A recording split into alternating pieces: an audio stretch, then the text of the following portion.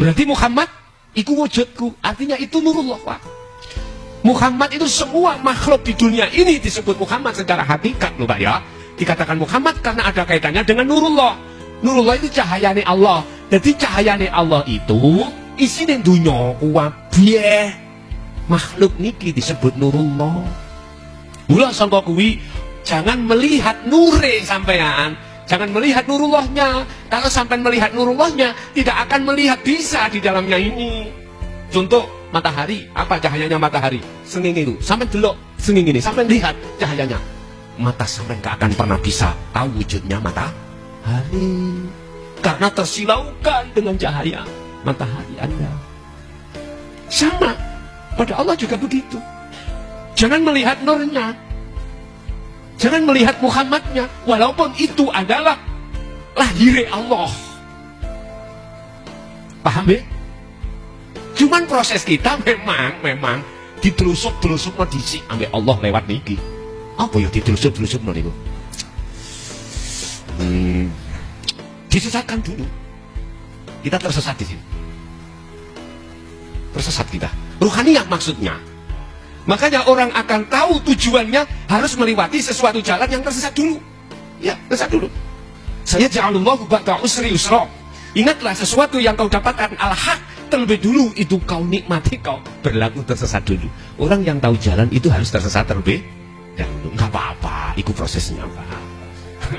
Makanya saudara saya masih ada di syariat, nggak salah, Pak. Ruhaniyah masih selain Allah, nggak apa-apa. Itu proses beliau-beliau, proses kita. Jangan disalahkan. Cuman naik lagi. Ngoten maksudullah.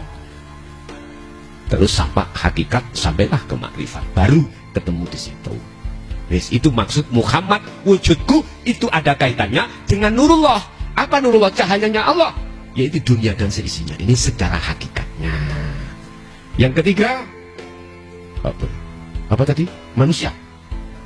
Adam adalah rupaku. Nah, ini ada kaitannya dengan Nur Muhammad, Pak. Ya, ada kaitannya dengan Nur Muhammad. Ini ada kaitannya ayat fa'aina man tuwallu fathamma wajhullah. Sebab ini adanya semua kita manusia ini secara akal syariat karena adanya Nabi Adam. Nah, gitu tak? Sehingga itu sebagai wajah itu depan, Pak, sebagai sumber kunci. Makanya Adam itu wajahku. Artinya apakah yang dimaksud Adam itu Nabi Adam?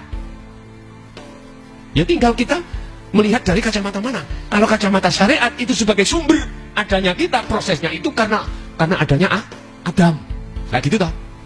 Karena ada Adam, dan di dalam Adam itu ada Nur Muhammad wiji kang dumadi sak lebeti gesang, yaitu sesuatu sel yang di dalam nutfah seorang laki-laki.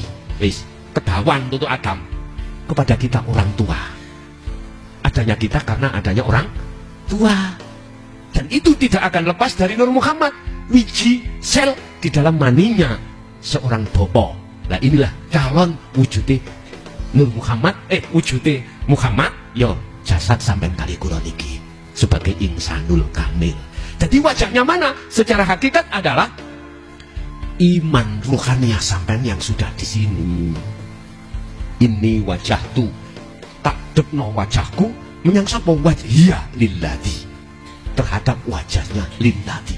Fa aina ma tuwallu, dimanapun kau berada, fathamma arahkan wajhullah, ing wajahi Gusti Allah. Artinya semua apapun aktivitas yang kita hadapi, Allah di situ, ada wajah Allah. Arahkan wajahmu ke wajah Allah. Nah, wajah yang dimaksud wajah ini adalah depan. Depan yang dimaksud adalah ruhaniyah lewat iman sampai ning ati iku yang sudah ada su'aul basirah. Paham deh? Wis. Terus manusia adalah rahasiaku. Nah, kok iso manusia itu rahasiaku? Iya, Pak, jenengan akan bisa ke Allah itu akan mengupas di dalam diri Anda masing-masing. Karena di dalam diri kita manusia itu ada rahasia Allah. Apa? Keakuan Allah. Itu yang dimaksud rahasia. Nah, itu akan bisa sampai kita sampai di situ manakala jenengan sudah membedah keakuan diri jenengan. Makanya di dalam tauhid ada istilah tahalli, terus tajali, atau nafi, terus isbat. Nah, ini takhali ke tajalli. Berarti ada proses pembersihan sifat basariah. Sebab dengan sifat basariah itu loh akan menekan ruhaninya kita untuk ngaku-ngaku ego. Nah ini kudu dihilangkan. Dengan cara apa kita menyingkirkan sifat basariah atau keakuan kita sebagai makhluk yang melakukan? Otomatis kembali kepada sistem fastaqomu. Kalau paku tadi sistem ditutup terus sampai tinggal ndasi tok itu mantep pun itu baru terkuatlah bahwasanya manusia itu rahasiaku. Nah di sini Pak, maksud rahasia itu karena belum terbuka disebut rahasia ya, RHS rahasia sebab tidak tahu, nggak tahu. Dulu kalau ingat Pak, kalau nanti tadi PTT, tahu PTT? Wong sing penyambung arek pacaran ngeterakan surat ngoten lho. Napa mriki jenenge? Majomblang. Son terno surat iki ya nang Umi Kalsum. Nah, di sini. Wayu Pak Umi Kalsum biyen niku. Niku rencang sak kelas kula. Waktu SMP biyen. Lah, sing pacaran niki sak kamar kali kula sak pondok. Teng Pondok Mojosari. Son terno ya surat ya. Tapi udah dibuka kah? Enggak. Kula ngeterno niki konsekuensi enggak oleh buka, mboten buka. Lah, inilah yang kusebut rahasia bagi saya. Isinya tidak tahu. Ketika saya kasihkan namanya Umi Kalsum, diterima Umi Kalsum. Wong sak kelas kali kula. Lah, di situ terus bawa pulang, paginya ngomong. Dibales ambek Umi Kalsum lewat kula. San tolong kekno Wahib. Nah, namanya Wahib. Bagi saya, isi surat itu rahasia, Pak. Nggak boleh saya buka ya. Rahasia. Ilmu ini tentang hakikat makrifat rahasia bagi kita yang masih ada di syariat saja. Mohon maaf loh, S2. Bukan perkara ini nggak boleh dibuka, bukan. Sepanjang saya tidak mau melihat isi surat, selama itu bagi saya rahasia. Tapi surat itu bagi Umi Kalsum kali si Wahib boten rahasia. Loh kok bisa? Karena dia membuka isinya. Kalau saya tidak membuka, sama golongan manusia juga begitu. Allah itu dikatakan gaib karena tidak tahu. Akhirnya disebut sebagai ahli hijab. Ahli di mana ruhaniyah kita antara ruh dengan Allah terhijabi sesuatu. Ini Pak. Tapi yang satu, yang nomor dua, ahli syuhud. Ahli di mana yang sudah membuka surat isinya itu akhirnya tahu. Ternyata isinya semayan Pak. Tahunya itu saya habis 1 hari, 3 hari dikandani. Mari semayan. Dikandani, kalau mboten tahu sendiri. Sama ahli syuhud juga begitu. Sudah terkuat hijabnya antara ruhaniyah dengan Allah. Ini. Jadi bagi ahli syuhud, Allah itu sudah tidak rahasia lagi.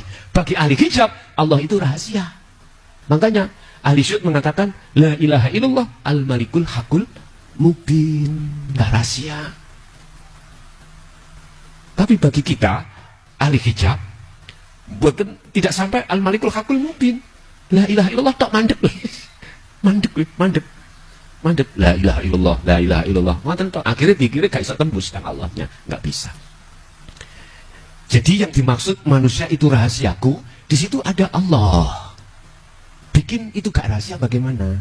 Itu tadi Pak, kita harus melakukan proses tahali menuju tajalli.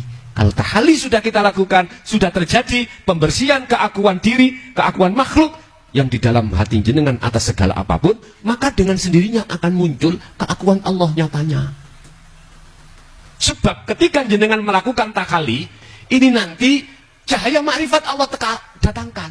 Ketika detik-detik cahaya lampu, cahaya makrifat datang dalam hati seorang yang berzikir terus, di su'aul basyirah sampai ke anul basyirah, maka gaibnya Allah, gelapnya Allah itu langsung hilang. Laksana dalam ruangan, tadinya gelap karena lampunya belum menyala. Ketika dinyalakan, saknaliko itu gelapnya hilang. Itu yang kumaksud.